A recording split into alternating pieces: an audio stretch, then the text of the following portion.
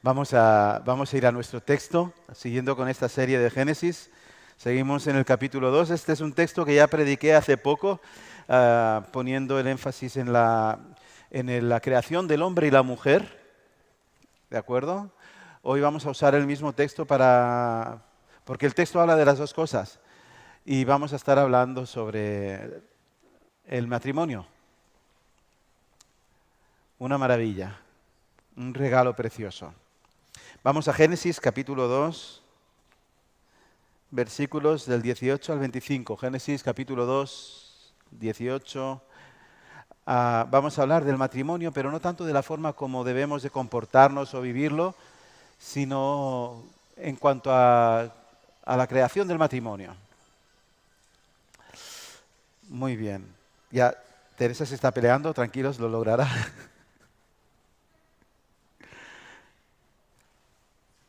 Vale, dijo así el texto, Génesis 2:18. Y dijo Jehová Dios, no es bueno que el hombre esté solo. Le haré ayuda idónea para él. Jehová Dios formó pues de la tierra toda bestia del campo y toda ave de los cielos. Y las trajo a Adán para que viese cómo las había de llamar. Y todo lo que Adán llamó a los animales vivientes, ese es su nombre. Y puso Adán nombre a toda bestia y ave de los cielos y a todo ganado del campo, mas para Adán no se halló ayuda idónea para él.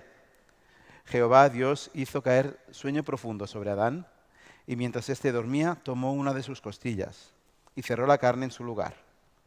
Y de la costilla que Jehová Dios tomó del hombre hizo una mujer y la trajo al hombre. Dijo Dios entonces a Adán, esto es ahora hueso de mis huesos. Dijo entonces Adán, esto es ahora hueso de mis huesos y carne de mi carne. Esta será llamada varona, porque del varón fue tomada. Por tanto, dejará el hombre a su padre y a su madre, y se unirá a su mujer, y serán una sola carne. Y estaban ambos desnudos, Adán y su mujer, y no se avergonzaban. Mirad, una de las cuestiones más importantes de esta serie de Génesis es entender cómo Dios diseñó todas las cosas, ¿no? ¿Por qué razón? ¿Cuál es el propósito original? ¿Cuál era la intención de Dios? Porque esto nos puede ayudar a ver cómo debemos de orientarnos en cada área de nuestra vida. Y vemos como en el principio todo fue creado. Bueno, Dios dice esto de su creación. Como que todo era perfecto. Imaginaros allí en el Edén. Cada cosa debía de funcionar de una forma determinada y funcionaba. Y había armonía, perfección. Luego el hombre peca y con ello hay una sentencia de muerte para el hombre como raza y por lo tanto también para nosotros. Pero por su gracia, la historia de la humanidad no termina ahí, aunque debiera de haber terminado ahí, no termina ahí. Cristo muere en la cruz para cargar con esa sentencia por ti y darte vida, esa que perdiste con tu pecado, esa que perdimos con nuestro pecado. Estábamos en un lugar perfecto, todo era y funcionaba de la forma en la que había sido creada. Luego surge la caída. Y a partir de ese momento, mientras no estamos ya en el lugar al cual pertenecemos, que es el cielo, vamos andando por este mundo mientras ocurre algo maravilloso. Desde que uno tiene a Cristo, surge este milagro constante en la vida del cristiano. Entender la secuencia, ¿de acuerdo? En la historia, en toda la historia del argumento bíblico, en la historia de Dios con el hombre. Vamos progresivamente, entonces, después de que por ese plan que Dios estableció, vamos progresivamente recuperando y volviendo de alguna forma a vivir en aquel Edén, ¿verdad? Todas las afectaciones, todas las distorsiones producidas por el pecado van revirtiendo en positivo en el cristiano, porque cada vez es más santo, cada vez hay menos pecado, entonces cada vez somos más semejantes a lo que Adán y Eva fueron antes de pecar. Entonces la comunicación regresa a ser lo que debió ser en el Edén. Cada vez más lo que yo quiero decir es lo que el otro recibe. El trato con los demás, la forma de amar, cada vez amo más conforme a la forma en la que fui diseñado para amar, como en el Edén. En cuanto a la forma de vivir, también cada vez pienso mejor, más acertadamente, de forma más justa, porque estoy más cerca del Edén o del cielo. Y entre esos 1000 cambios de vida revertida en positivo, porque afecta a todo nuestro ser, pues está el matrimonio. También el matrimonio se ve afectado en este sentido. Curiosamente, tras una conversión genuina, el matrimonio empieza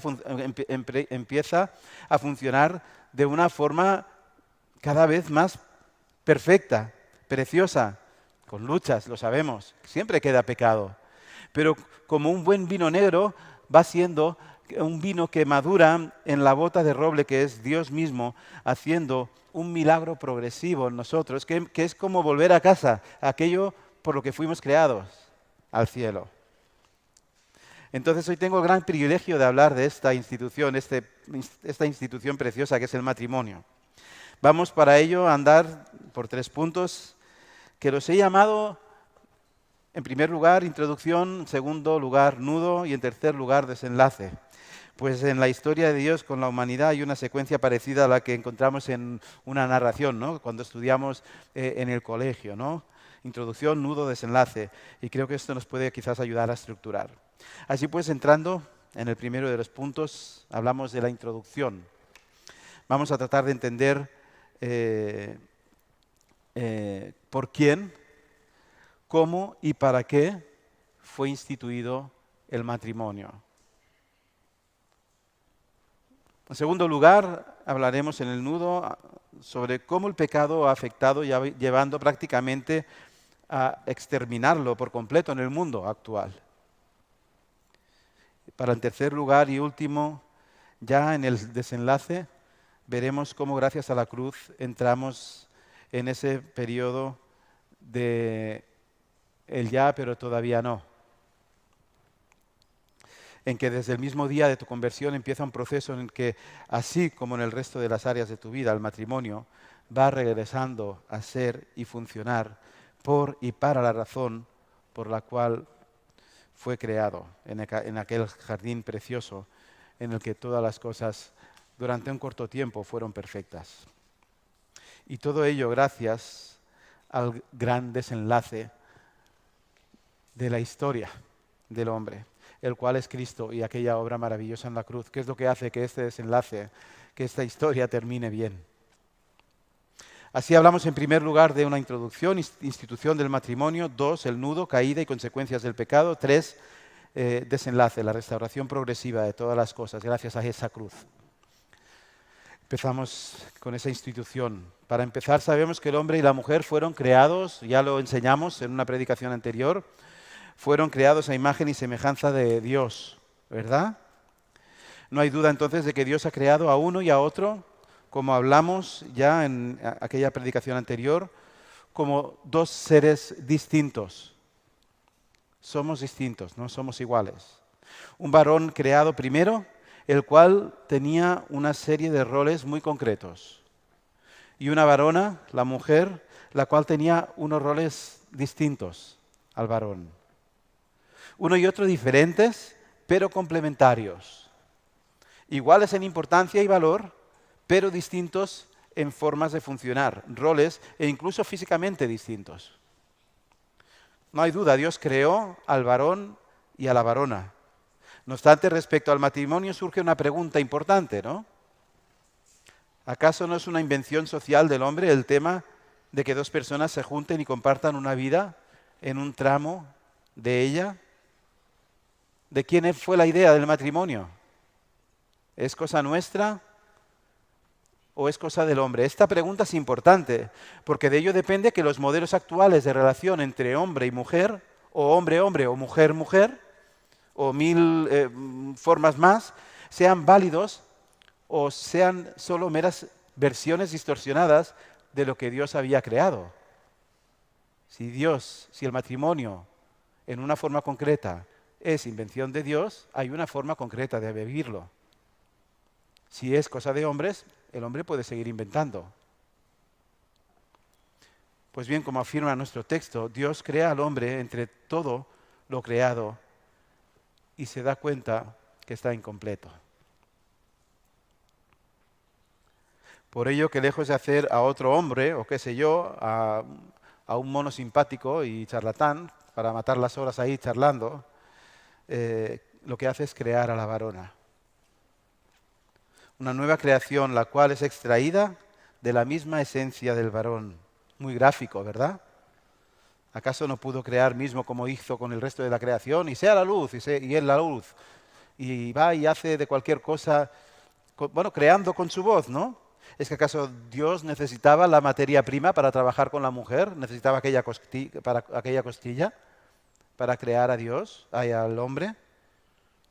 No, claro que no. Ciertamente creo que lo hizo para dejar las cosas muy claras a nosotros, pues bien sabía él cómo el pecado distorsionaría el matrimonio.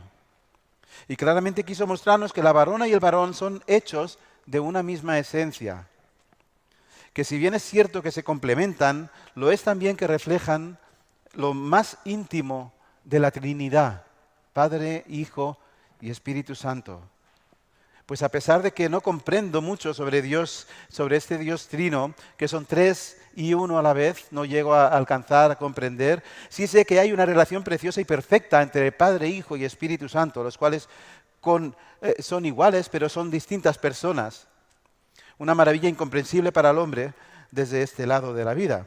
Así como Dios es íntimamente relacional en el seno de la Trinidad, así el hombre, por haber sido creado a su imagen y semejanza, es íntimamente relacional. Pero mucho cuidado, no con todo el mundo, ni de la misma forma con todo el mundo. Somos relacionales con todos aquellos de quienes estamos rodeados, pero mucho cuidado con nuestra varona o con nuestro varón.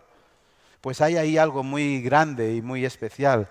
Y es por ello que llegamos al versículo 24 de nuestro texto, en el que encontramos uno de los mayores regalos de Dios para el hombre como especie. Una maravilla, el cual es el matrimonio.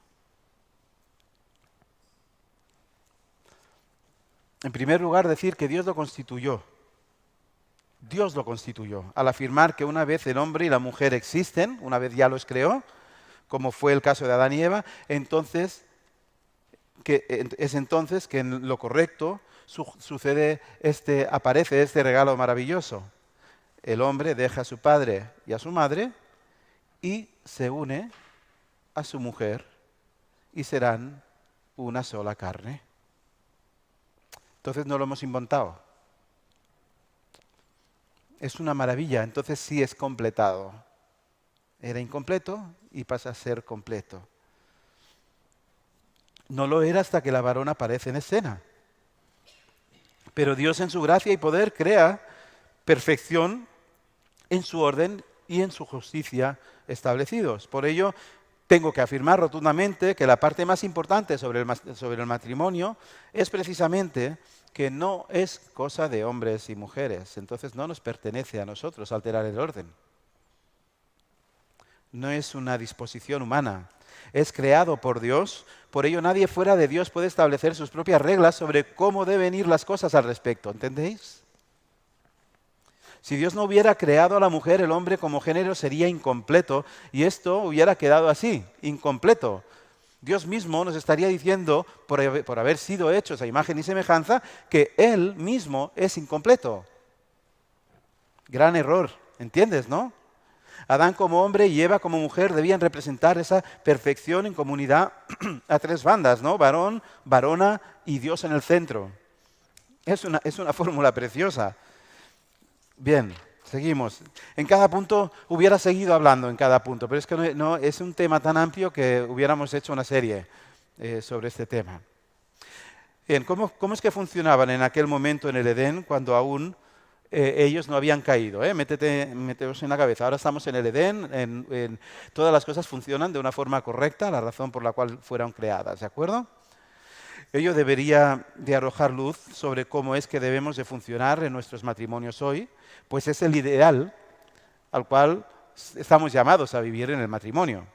Esta relación sería una relación exclusiva, ¿verdad? Y con el componente de un gran compromiso social. Vamos a ver, primero, por ello es que deberían dejar la relación más íntima fuera de Dios. ¿Cuál es esa relación más fuerte fuera de Dios? Es la que tendría un hijo con su padre y con su madre, ¿verdad? De ahí dejará a su padre y a su madre. Segundo, esta relación es una relación monógama y heterosexual. Se unirá a su mujer. no hay duda. Tercera, es de complementación mutua e indivisible. Serán una sola carne, indivisible. Como fueron extraídos de una sola carne, van a ser de una sola carne. Cuarta, ellos estaban desnudos y no se avergonzaban en aquel momento, por lo que debemos entender que fueron creados para tener una comunión, una comunicación y una confianza perfectas. Aún en los momentos más íntimos no había nada que esconder, pues no había nada sombrío por lo que avergonzarse. Hay mucho más que hablar sobre este tema de la vergüenza, pero es que no pude. En cuanto a roles, debemos ver en primer lugar que había un principal representante del hombre como raza humana, que era Adán. No la mujer, no nos confundamos. Afirma Grudem lo siguiente al respecto. Dice, aunque Eva pecó primero, somos contados como pecadores por causa del pecado de Adán, no del pecado de Eva. El Nuevo Testamento nos dice, en Adán todos mueren, y por la transgresión de un solo hombre murieron todos. Esto indica que Dios les había dado a Adán la tarea de ser cabeza o líder en la relación con la raza humana, un papel que no le dio para nada a Eva. ¿Hace esta realidad más importante al hombre que a la mujer? Para nada. Es solo una cuestión de roles. Y lo que es importante, lo que quiero enfatizar, es que esos roles vienen determinados desde la creación. Por tanto, no tienen nada que ver ni con el contexto histórico, ni con el contexto social, tampoco cultural. Que el hombre es creado líder no depende en absoluto de lo que el mundo diga, ni hoy ni antes. Y ello no cambia, a pesar de que el mundo, a pesar de que al mundo le parezca que es algo que ha quedado como antiguo o obsoleto. No es una moda, no es una nueva forma de funcionar, es la forma, porque fue establecido en la creación. Y bien, así como que el hombre es líder y representante de la raza humana, la mujer es ayuda idónea. Pero mucho cuidado, pues no hablamos de un complemento de vida para el hombre. Eso no es una mujer. Hay muchas áreas de la vida en las que los hombres debemos tomar ese papel de liderazgo servicial y de entrega, ¿verdad? Con los hijos, en la iglesia, debemos de tomar ese papel de liderazgo. Pero cuando hablamos en el matrimonio, hablamos de un nivel mucho más elevado. De igual forma, lejos de huir de esa sumisión bíblica de la mujer, tal como tan mal interpretada por el mundo, la sumisión preciosa, siempre voluntaria y en amor de la mujer, la cual pretende agradar a Dios tomando el rol perteneciente, se torna una maravilla en esta institución que es el matrimonio cuando está en su orden. Pero el mundo nos ha vendido otra cosa. Y casi nos lo creemos, ¿eh?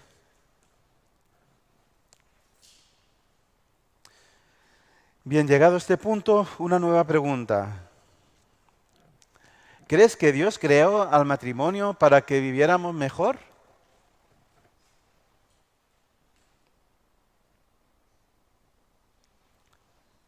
¿Cuál fue la principal motivación de Dios para el matrimonio?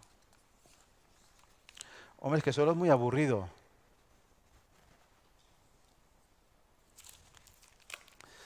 Vamos a ver qué dice Dios sobre esto.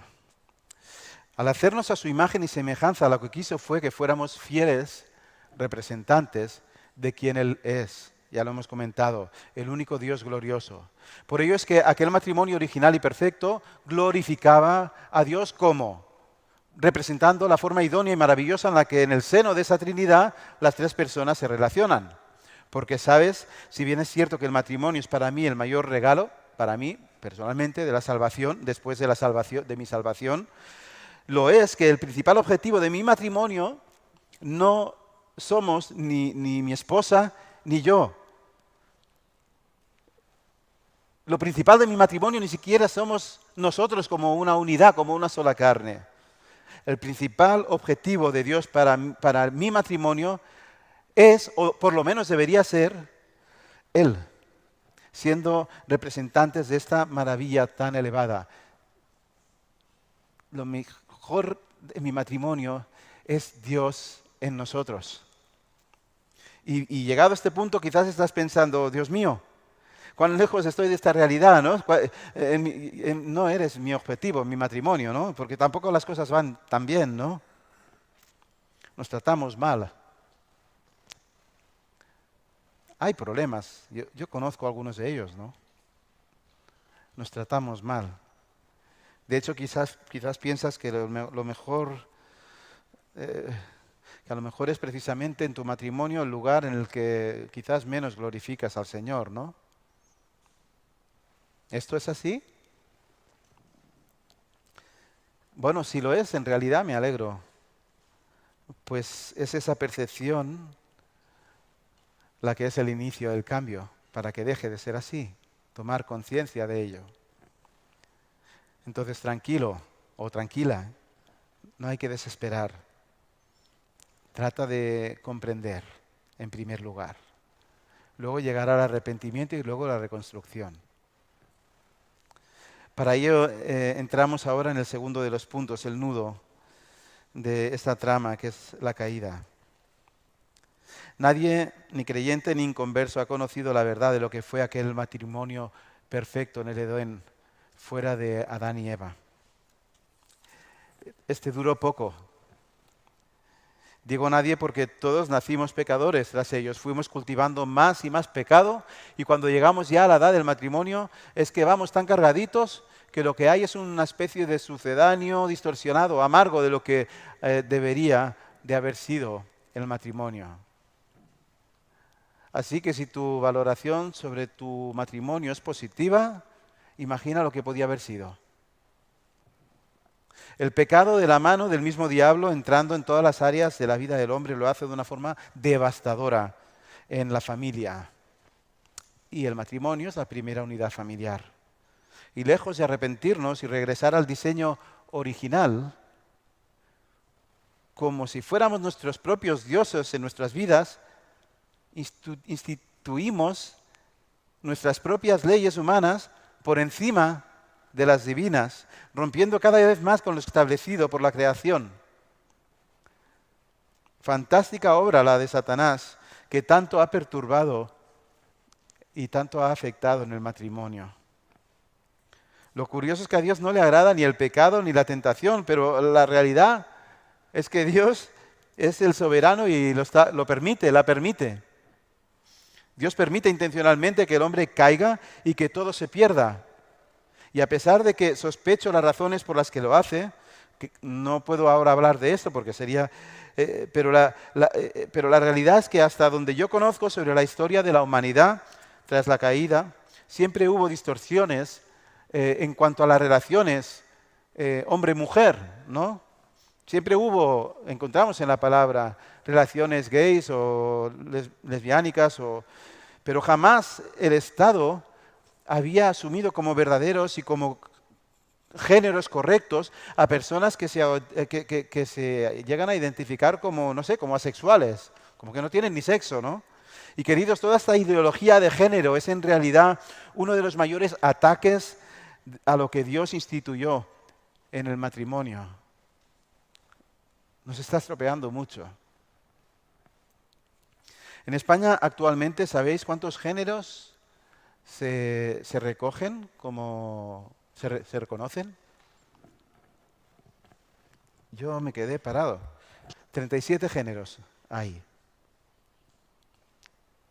Hay lesbianas, gays, trans, bi, transespecie. Eso quiere decir que puede ser un gato o un elefante, lo que tú decidas ser. No es gracioso.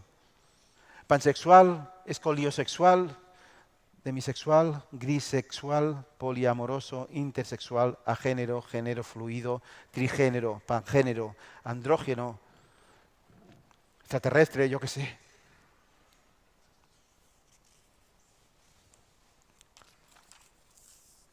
Es lógico, así como el momento de menor pecado del hombre es el momento de su concepción, cuando es concebido, y luego va acumulando pecado y por tanto distorsión y separación de Dios en su vida. En la misma forma sucede con el grueso de la sociedad. Cada vez más estropeados, cada vez más perversos, más desorientados, cada vez más lejos del Edén precioso en el que las cosas funcionaban como el diseñador había establecido.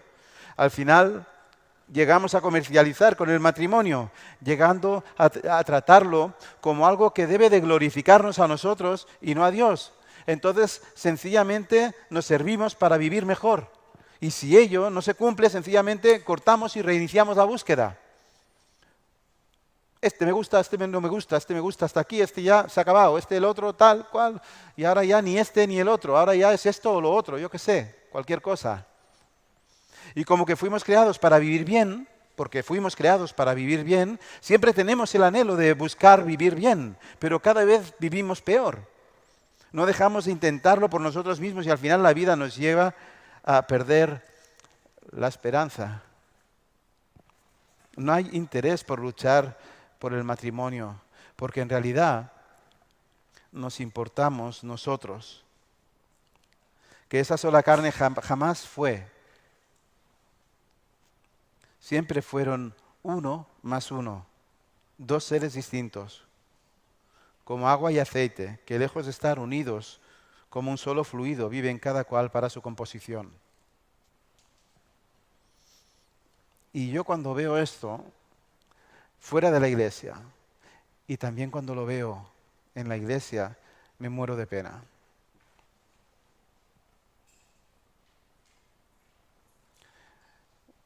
Mirad, pels joves o pels nens, hi ha diverses etapes a la vida, van passant els anys i si ets jovenet, doncs ara començarà a ser l'època dels novietes, o com es digui avui, i llavors començaràs a veure que aquell amiguet teu té una novieta i que, ostres, i que aquell altre, saps aquell tal, saps amb qui s'ha juntat? Amb aquell altre, i com que tots, veureu que tots van tenint novietes o novietes. Després vindrà l'època de les bodes, ja podeu preparar la cartera. Tothom es comença a casar y como a bolets comienzan a aparèixer bodas. Ahora, bueno, ahora menos, el porcentaje ha bajado mucho de bodas, ¿no? Pero sí, es la época en la que la gente... luego de las bodas vienen los chirimbeles, los pequeñajos. Y dices, ostras, ¿sabes? Aquel han tenido... O sea, están embarazados. Y Menganito también se ha quedado y tiene trillizos. Y empiezan y son estas épocas en las que, ¿no? Los mayores hemos vivido esto, ¿no? Pues bien, a partir de los 40, ¿sabéis qué época es? Es la época de los divorcios. Wow, este se ha divorciado. ¿Sabes quién se ha divorciado? ¿Sabes este también que se ha separado? Que es esa época, a partir de los 40. Ana y yo estamos asustados con ello. Actualmente, cuando vemos a un matrimonio fuera de la iglesia que perdura más de 10 años, nos parece una proeza. Es la época de los divorcios. Bien lo ha hecho el diablo. Ahora empezamos, me doy cuenta con Ana, ahora empezamos a vivir una nueva época muy triste. Empezamos a ver las consecuencias devastadoras de esos divorcios en las vidas de aquellos que envuelven a lo que fue aquel matrimonio, ¿no? Sobre todo a los hijos. Ahora empezamos ya a ver las consecuencias severas, ¿no? De cargarse ese diseño divino. Y es doloroso, especialmente cuando hay una alternativa tan preciosa. Porque hay una alternativa, hay un diseño precioso. Y funciona, caray. Y es que Satanás, liderando como príncipe en este mundo, está siendo tan claro en su ataque constante con la familia. Tan claro. Es una pena tan grande. Pero no, el mundo no desea entender el porqué ni el para qué del matrimonio. Entonces no hay esfuerzo. El diablo les tiene bien engañados, vendiendo, etiquetando el orden de Dios en el matrimonio como machismo.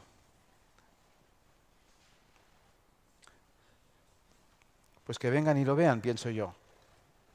Que vengan aquí y lo vean. Es demostrable. Yo lo veo aquí, porque yo lo veo en el pueblo de Dios. ¿Entendéis? Un matrimonio verdaderamente cristiano que obedece es una maravilla. Y es visible, lo pueden ver, pero no lo creen. Recuerdo una conversación con un matrimonio no cristiano y les explicábamos, es que nosotros vivimos el matrimonio así, así, así, por la gracia de Dios. Y él me dijo, no me lo creo, todos decimos lo mismo. Y es que en realidad no pueden ver, no hay ojos que lo permitan. Asumir eso, asumiendo eso, estarían asumiendo su fracaso. No obstante, esta ceguera no es un absoluto, no lo fue para algunos de nosotros, no lo fue para nosotros, y puede no serlo para muchos de ellos. Pues a Dios le ha placido darle un desenlace a todo esto que fue consumado en aquella cruz de una forma preciosa, caray. Esto es una maravilla y es un tesoro maravilloso. No sé cómo puedo enfatizar más esto. Fíjate bien, Dios ya nos creó para funcionar de una cierta manera. Lo hemos visto en el primer punto. Nosotros lo estropeamos y lo hemos visto en el segundo punto y ahora es necesario que todo sea restablecido de nuevo. Y claro, entre todo, el matrimonio necesita ser restablecido de nuevo. Pero fíjate cómo será de importante ello, que este pasa a ser la mayor representación. Fíjate cómo es importante el matrimonio, que es la mayor representación entre Cristo y la Iglesia.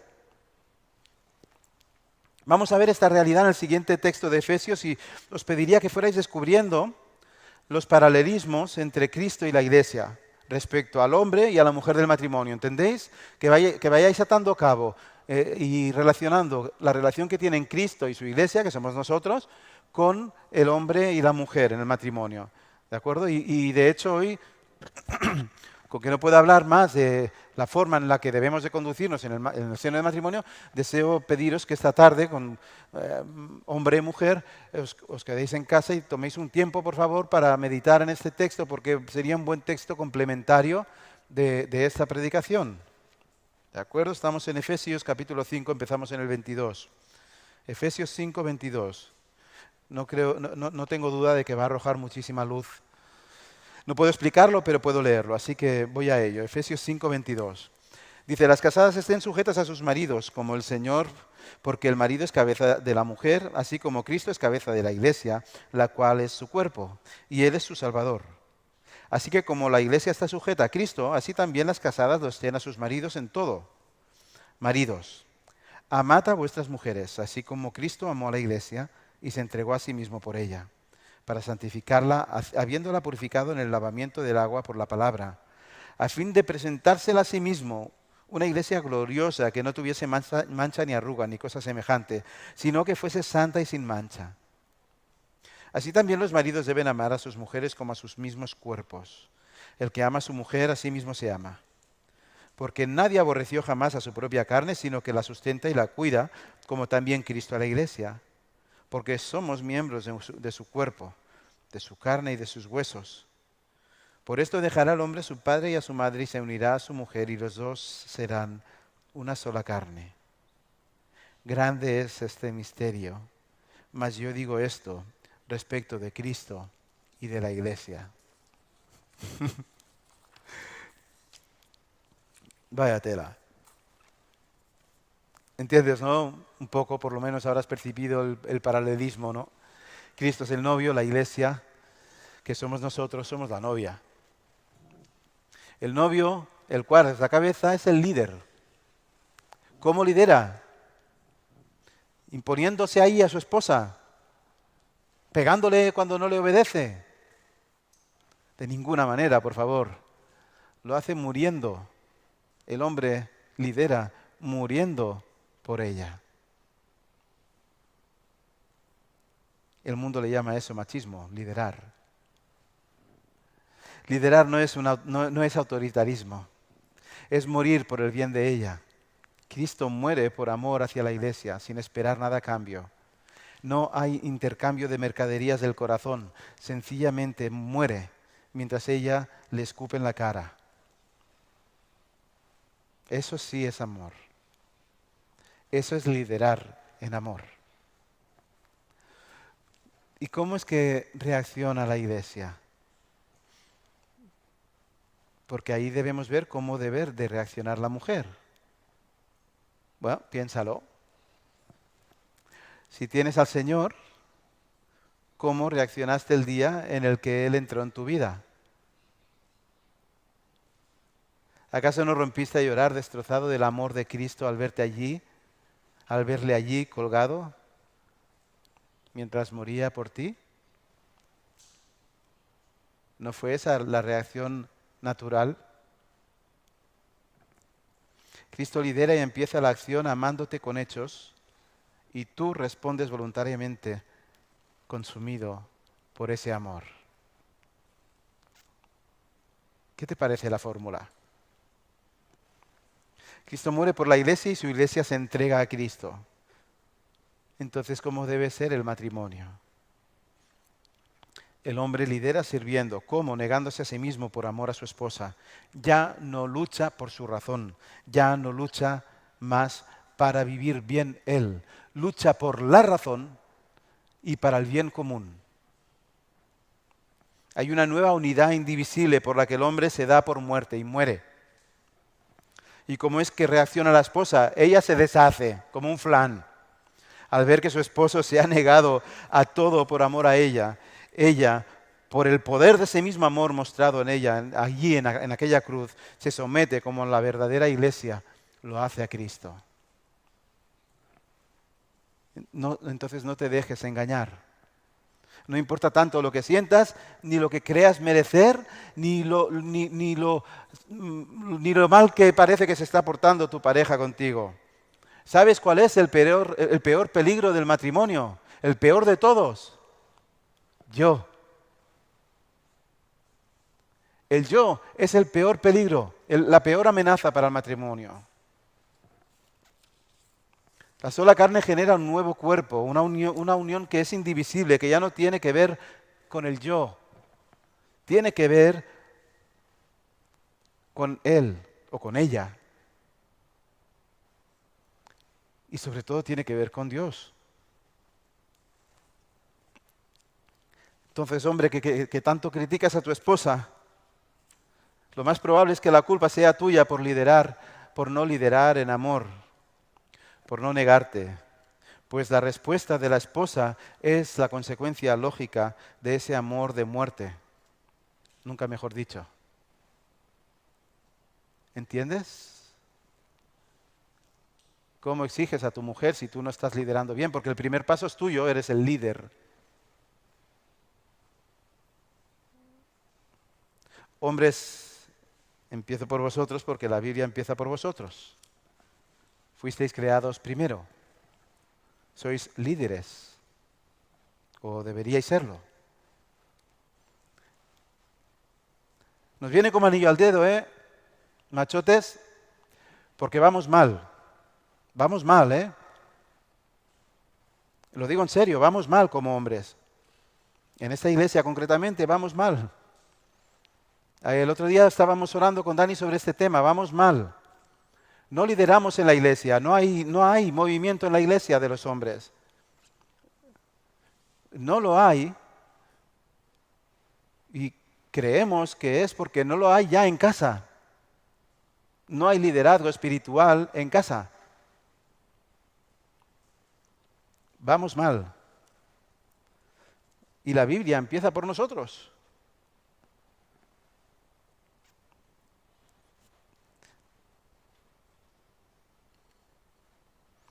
Piénsalo, el pecado de esa mujer a la que tanto criticas puede ser tuyo. Lidera a tu esposa con amor. Como dice el texto, enséñale la palabra, siéntate, siéntate. Si ella no quiere sentarte, no te preocupes. Tú por amor te sientas y se lo dices. Voy a sentarme este tiempo para hacer un devocional contigo. Si tú no quieres venir, no vengas, pero yo voy a hacerlo por amor a ti. En algún momento la gracia del Señor la va a atravesar y vas a ver. Pero tú haz lo que tienes que hacer. lidera a tu esposa en amor. Enséñale la palabra. Guíale, dedícale tiempo. Cuídala en los caminos del Señor y en el diseñador de tu matrimonio. Por fe. No porque lo que tú hagas va a funcionar. No, por fe. Porque cuando tú obedezcas, Dios lo que haga va a funcionar. Mujer que tanto criticas a tu esposo, piensa bien, no fuera que tu ausencia de ayuda idónea no fuera lo que entorpece al buen liderazgo de tu esposo. Porque eres líder, pero tú eres la ayuda que él tiene para que él sea líder. Eres copartícipe de muchos de sus pecados. Hombre, mujer, ¿entendéis? Esa misma carne, esta perfecta comunión en esa diferencia de roles, una sola carne. El gran secreto del matrimonio no es ni la conversación, ni es la amistad, no es el sexo, no es que te cambies de género porque no te sientes bien como estás, ni qué sé yo. El gran secreto del matrimonio es morir cada día bajo el amparo de la cruz para servir a tu media naranja como Cristo hizo con la iglesia y como la iglesia hizo con Cristo. Y queridos, no se trata ahora de que te propongas de ser una... no sé, los hombres vamos a andar pues abriendo la puerta del coche, corriendo estresados y vamos a servir y nos vamos a esforzar mucho en ser fantásticamente fantásticos. No se trata de amar tal y como hemos estado comentando. Esta forma de amar es solo la consecuencia, porque tú no puedes amar como el hombre que deberías ser. No es el libro de ruta, no es, pues a partir de ahora lo hago, porque eso es lo que va a demostrar en tu vida, es un fracaso más, porque no estás capacitado para hacerlo, a no ser que haya un cambio de corazón, que haya un arrepentimiento genuino, que sea Dios el que cambie el corazón y cambiando el corazón cambie tu voluntad y que al cambiar tu voluntad empieces a liderar bien, empieces a someterte bien, porque queremos cambios de verdad. Entonces debes ir a la cruz, debes arrepentirte, debes confesarle a aquel que venció tu pecado, debes pedirle perdón a él y a tu pareja y entonces es que puedes regresar victorioso sabiendo que ya fuiste perdonado y que tu pecado también fue vencido por Cristo. ¿Qué más da por Cristo? Pero fue vencido. Entonces si ve y no peques más. Bien. Hemos empezado hablando de una introducción, un nudo, un desenlace. Pues el desenlace es en verdad el regreso a la introducción, ¿verdad? Vamos lentamente andando en todas las áreas de nuestra vida y también en el matrimonio. Y regresamos a funcionar tal y como había sido establecido por Dios. Y regresamos a funcionar. Vamos regresando a casa. Y sabes, a día de hoy, sinceramente, yo no le he encontrado los límites a lo maravilloso del matrimonio. Siempre digo lo mismo, soy un pesado. Nunca cuando diseñé mi vida y soñaba en el matrimonio, porque yo siempre soñé en el matrimonio, nunca soñé que podría llegar a ser lo que es hoy. Y lo que me sorprende es que aún hay más. Dios ha derrochado su gracia. Y yo he visto maravillas en esta iglesia. Claro, si las pudiera contar una a una, si yo os pudiera coger a cada uno y enseñaros las cositas que el Señor ha ido haciendo a nivel matrimonial. Hoy lo comentaba en el curso de membresía, rompemos todos los moldes, nos cargamos las estadísticas en la iglesia en cuanto a divorcios. Desde que a lo mejor yo me equivoco, porque con que sabéis que soy medio despistado, pero desde que yo estoy desde que Dani y yo estamos en el pastorado, no hemos conocido un divorcio entre dos personas miembros de esta iglesia. ¿Entendéis que no es casualidad? Que es por su gracia. No es que lo hagamos bien, ¿eh? No, es que Él lo hace bien. Ahí tenemos que aplaudir al Señor claramente. Lo petamos, el Señor lo peta, o sea, es lo opuesto al mundo.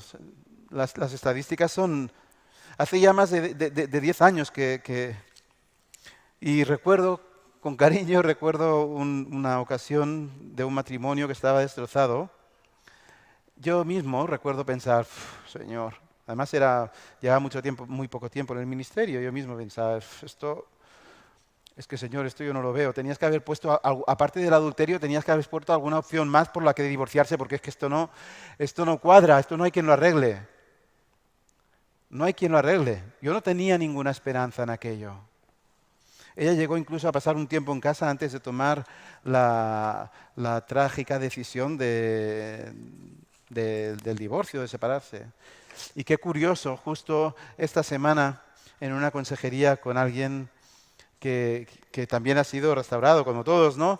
Eh, y me puso dos ejemplos, diciéndome, es que yo lo que quiero para mi matrimonio es lo que tiene en este otro matrimonio. Y yo pensaba, entonces yo me río y